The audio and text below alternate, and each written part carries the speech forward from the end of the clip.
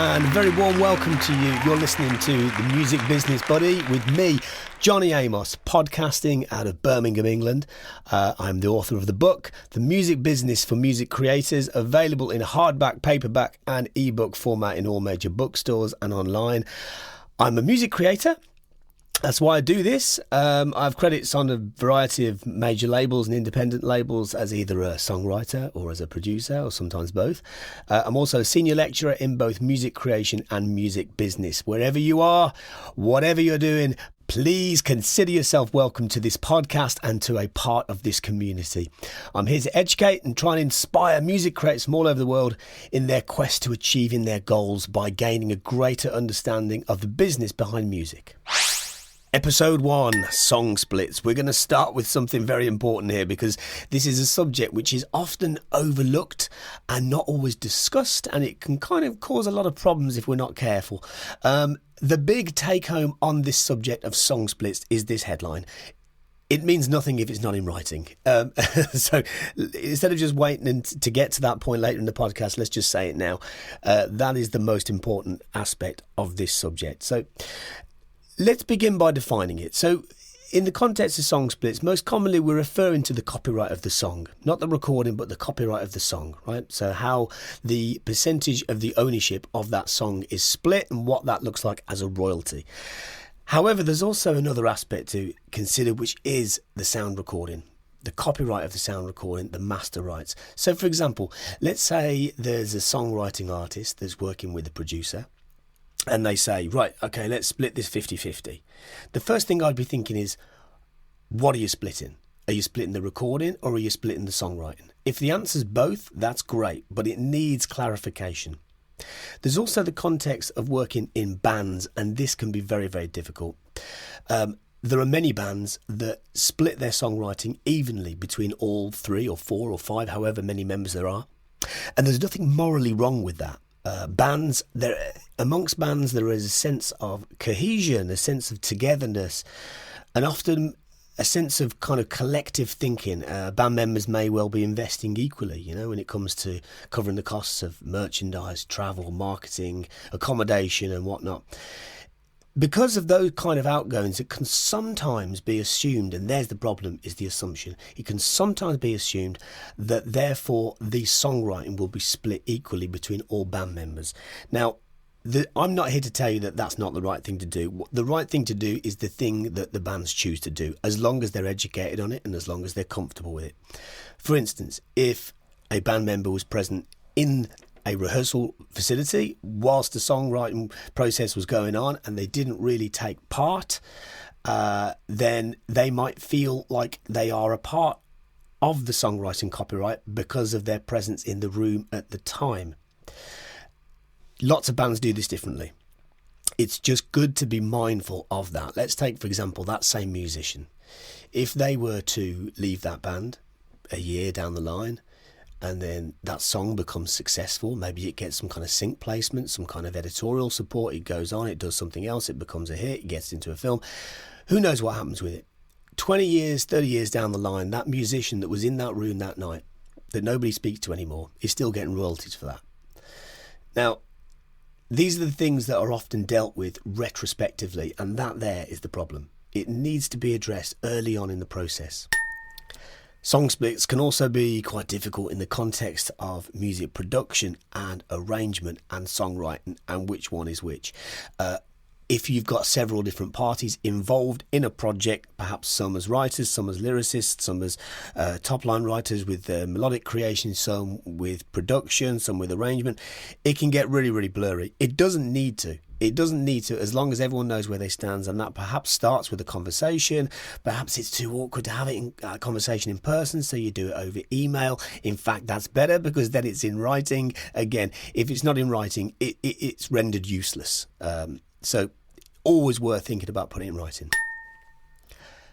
Another aspect to consider is, of course, different genres. Now, in many ways, it could be argued, well, if the genre changes, why should the subject of song split changes? But it does. Maybe it shouldn't, but it does. That's the reality. So, for instance, in house music, typically in various electronic styles of music, it's very often there's a differentiation between the track and the top line. Is that an automatic 50-50? Well, in some cases, yes. But again, if it's not explored or identified or even noted, then it becomes a problem. Perhaps it could be argued that hip-hop is similar to that, where there is a distinct difference between the track and the person or people that made the track, and then also what happens on top of that track, as the top line, the lyrics, the melody, and how the lyrics and the melody attach to one another. That could be rap, it could be singing, it could be a combination of the two. But that could be seen potentially as a different part of the copyright, and therefore an assumption that there is a 50% split upon that section of a song.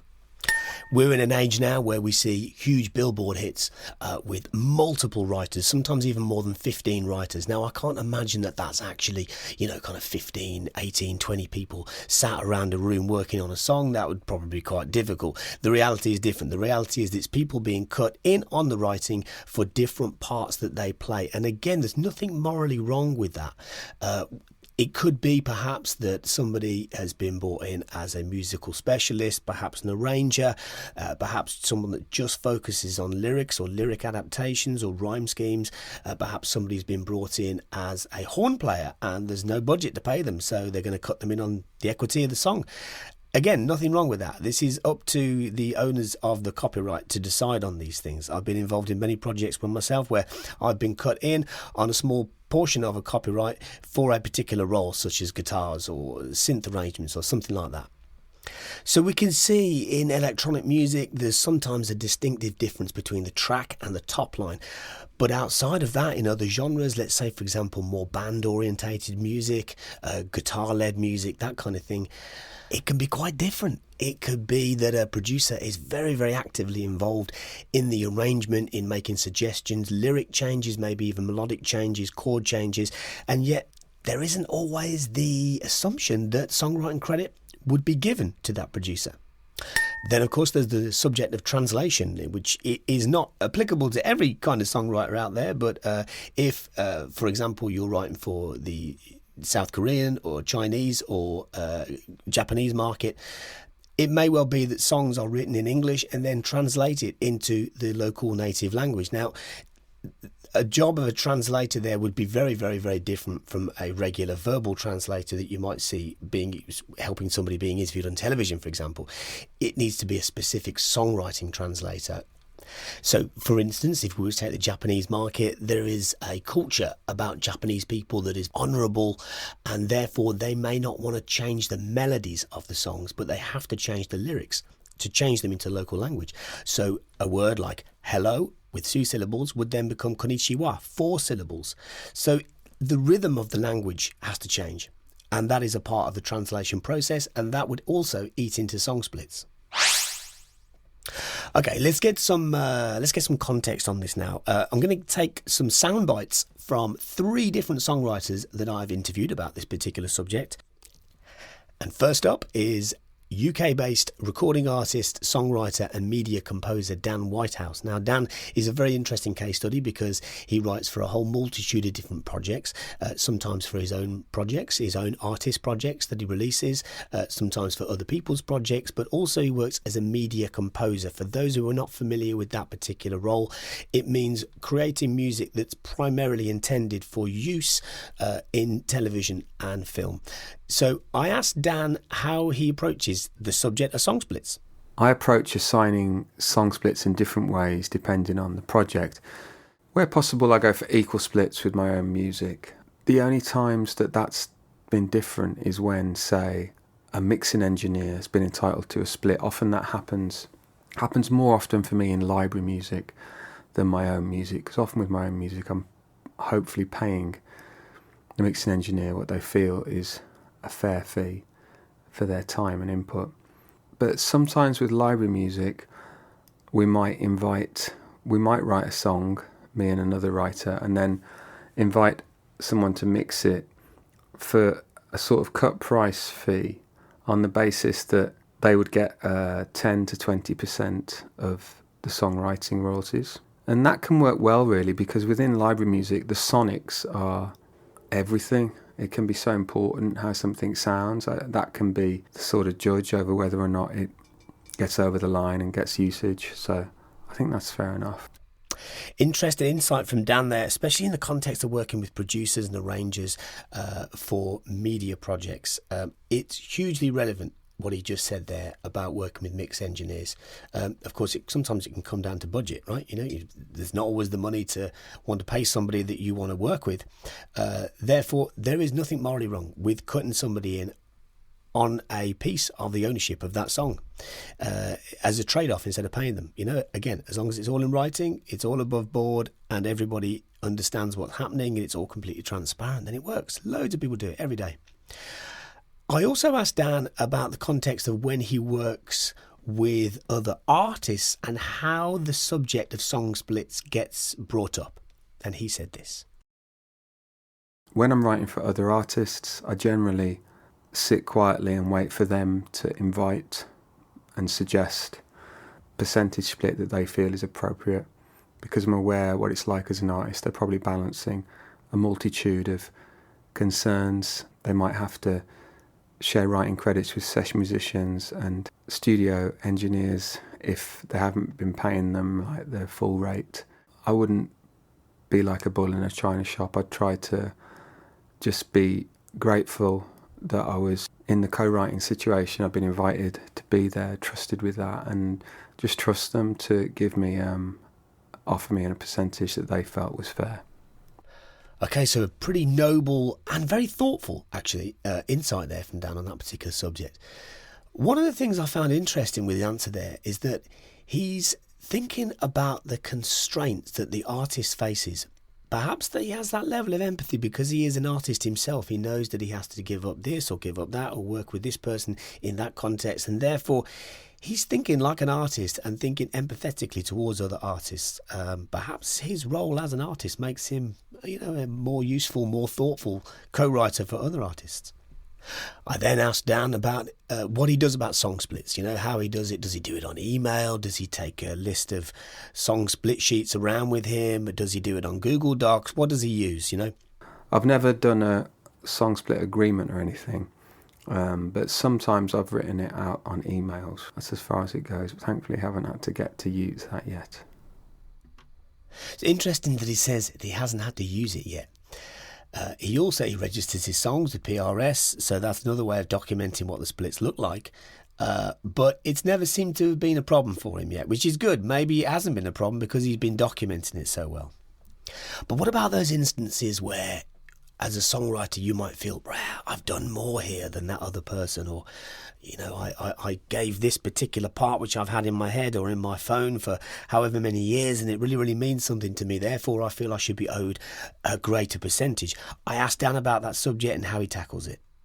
I think that once you try and dissect a song, say, that's mine, you're probably unlikely, number one, to write another song together. It's sort of splitting hairs, isn't it? Because it really is the beautiful fusion. It's the combination of different influences. It's like you can't take a dish and then remove a certain spice. It wouldn't be the same dish. Nice little analogy. It's making me hungry. I asked Dan to dig in a little deeper into the role of influences that he mentioned there. And I'm not talking about outside influences, things that are being listened to, etc. I'm talking about how the influence of specific composers. There are certain people that just walk into a room and they've got so many ideas, or they bring the best out of other people around them. I asked him to share a little story with me. A friend of mine told me a story that sticks in my mind about a 3-way songwriting session on a retreat where one guy actually fell asleep for the duration of the session because they'd just come in off a flight and was jet lagged. But they still honoured the sort of agreement and gave that sleeping giant an equal split on the song because of his energy that he put in the room. And I would agree with that sort of way of thinking. Very insightful.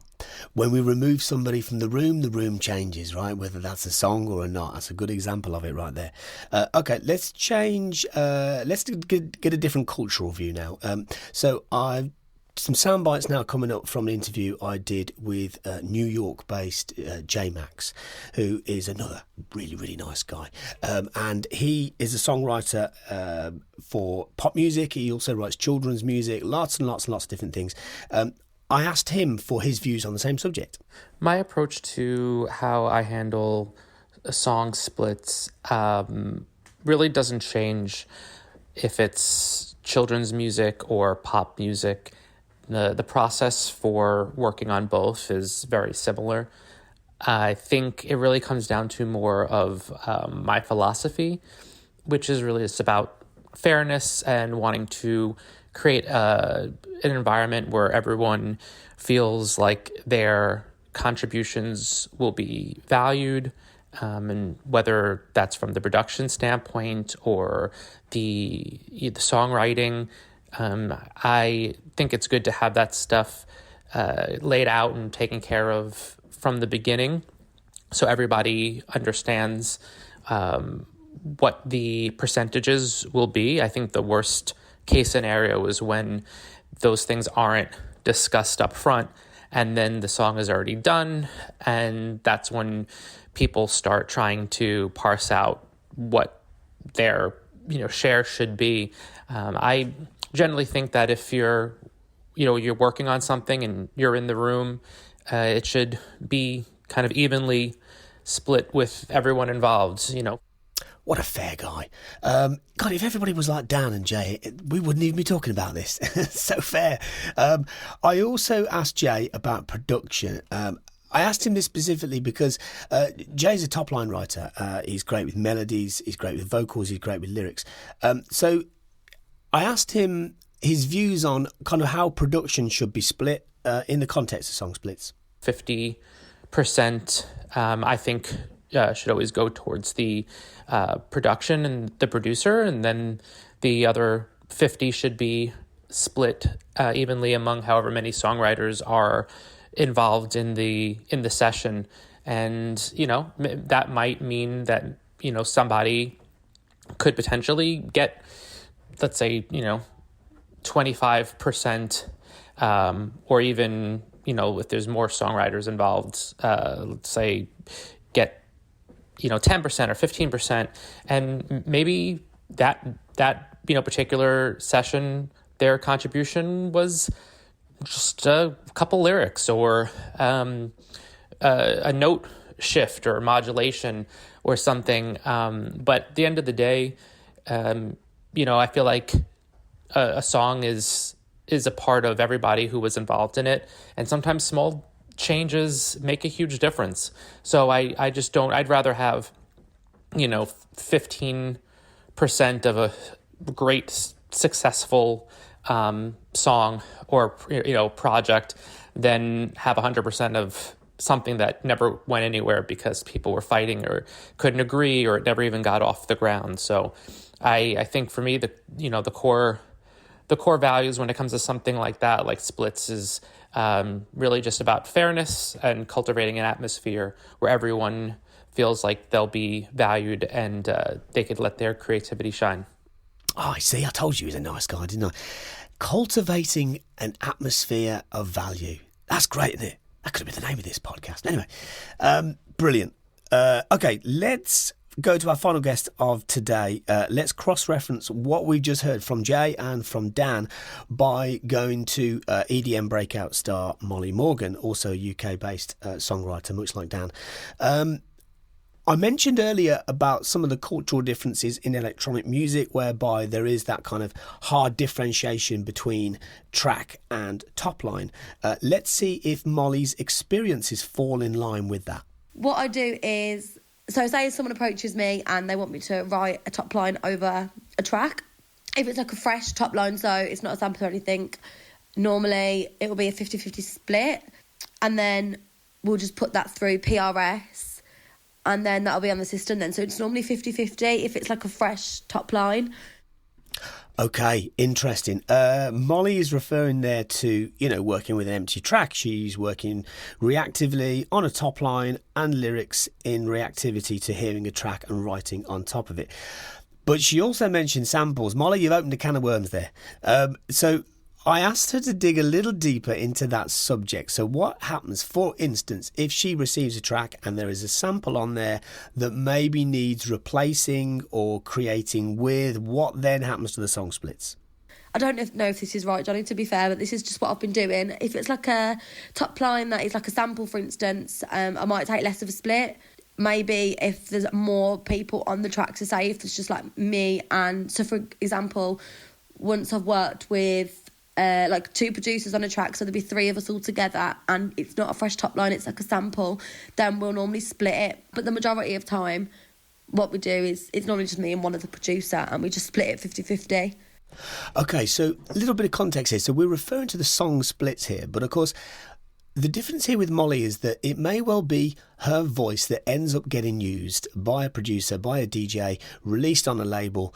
So therefore, her performance has value, as well as the actual songwriting process. So I asked her about upfront costs that she receives for her performance. Oh, sometimes I can get an upfront fee as well. But it depends on the situation and what like the producer's offering. Like sometimes, for example, I've recently worked on a track where they've given me a fee and also I think it was a 30% split because there was 3 of us on there.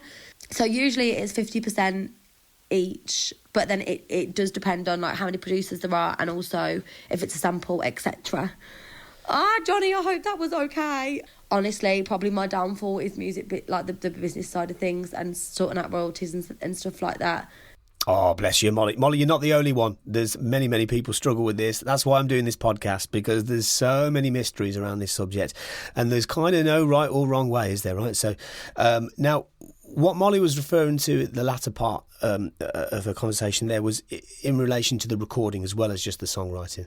So if for example, in this particular case, Molly is the primary artist on a release with a label, maybe she's already been advanced for that. But if she is being bought out by a label for a release, so the masters are owned by a record company or co-owned by a record company with a named producer, then they don't really want the vocalist to own any part in that recording, so they would then buy her out and pay for her performance, which is what she's referring to there. Okay, so there is no standard answer to this subject. It varies between different styles and different cultures, but there are certain common patterns. And if we were to look at this on a successful level, I very, very, very rarely hear professional songwriters squibbling over songwriting splits. It's very often people before they turn professional that worry about this stuff a little bit more perhaps than they should. One of the common denominators here is the early on conversation about this subject. If we just roll back a second to something that Jay said earlier. I think it's good to have that stuff laid out and taken care of from the beginning.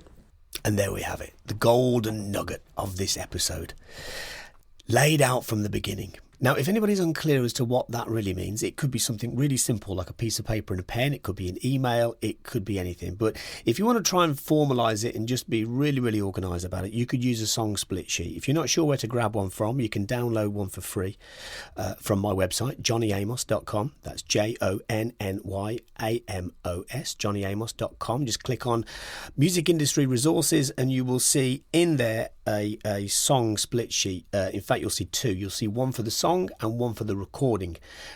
Again, it's really important to always differentiate between those things. It's not just how are we splitting things, but what are we also splitting? Okay, that's episode 1. That's song splits. I will see you again next time. Thank you for listening, and may the force be with you.